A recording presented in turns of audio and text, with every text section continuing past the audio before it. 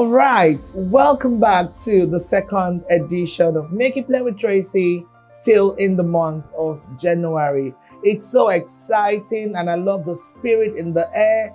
You know, it's a new month, everyone is back, grateful for life, grateful to have crossed over successfully, grateful to have positioned, and of course, I believe we're all already in the mood to work, a mood to conquer, a mood to achieve.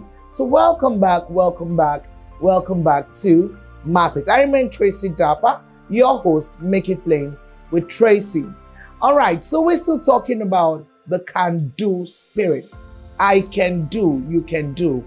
We can all do. Do what, really? You know, we're still talking about our visions, our intentions, our goals, our dreams, and of course, we're saying that it's possible, it's positive.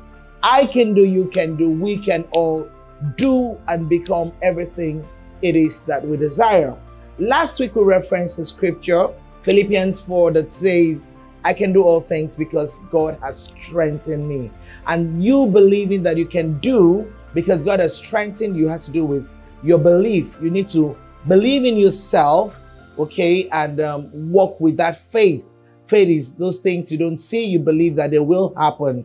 You need to have some form of faith this year to thrive, to navigate through thin and thick, because really, some say life no balance, you know. But yeah, so thin and thick, you know, gives you a bit of good, a bit of ugly, a bit of everything, really. So the point here is we need to be situated. We need to be strategically situated. We need to be ready for what is coming our way. So this is January. We're wrapping up already, and in a few days, we're jumping into February. But before we go, I'd like to say this. There's a story about a guy in the Bible. The Bible story puts it that he was crippled all his life. I don't know his name, but he was positioned at a gate called Beautiful, a temple gate called Beautiful. And that's where his friends, his loved ones, whoever, loved him enough to be there for him to do that, always put him at that gate called Beautiful to do what? He had one mission. You could call it, in other words, you could say that was his business, to go and beg, you know. But so I'm thinking aloud, you know, so what was it about this particular temple or this particular gate called Beautiful that made him decide or choose that would be his venue for such an activity? It's something to reflect about, okay? The Bible is a book, lots of stories, lots of learnings, you know, a holy book. So you can go and also read it up and reflect on some of the stories that, you know, Jesus shared or the Bible has made available to us. So you need to see that even in a bad situation, someone who was crippled all his life had something he could do. Now, don't get me wrong. In the context of begging seems to be negative. But then in his situation, he was able to still decide to do something for himself. And not just going out to beg, it seemed he was very strategic about it. So he strategically situated himself at a gate, a venue, a place called Beautiful. Beautiful already is so positive, it's so inspiring, it's so exciting. Once you just imagine beauty for all what it is, you know, there's something that just calms you down. So in a negative situation, in your struggle, in your recurrent failures, you can still find something beautiful in that situation. So when you think about this and believe in yourself, it revives your dreams, it revives your hopes, and reminds you that yes, you can.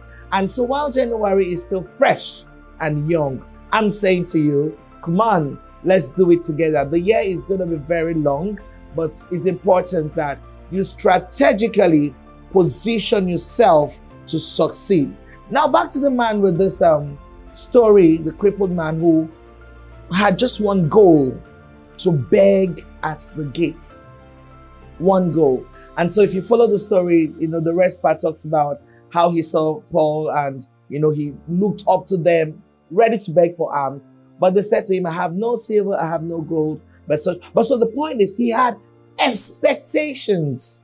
He was strategically positioned at a gate called Beautiful. So there's something positive even amongst your negative circumstance or your recurrent foe or folly, So there's something positive. I want you to know that, and then realize that he had expectations. So what are your expectations for 2025 or for January or for quarter one or for quarter two, quarter three, quarter four? So you need to write them down, make it plain. Habakkuk 2:2, and that's where this program draws its reference from.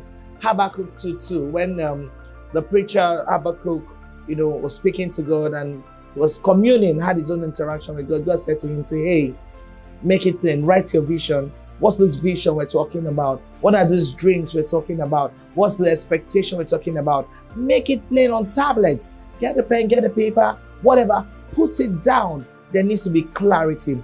Let me not run faster than my shadow, but yes, clarity. So we'll talk about clarity in the coming week. Stay tuned, don't go away. Let me get a like, and then you go ahead to subscribe and share if you believe in MapIt. If you love what we're doing, of course, you're welcome to share, subscribe, and like. Catch you next week. Don't go away.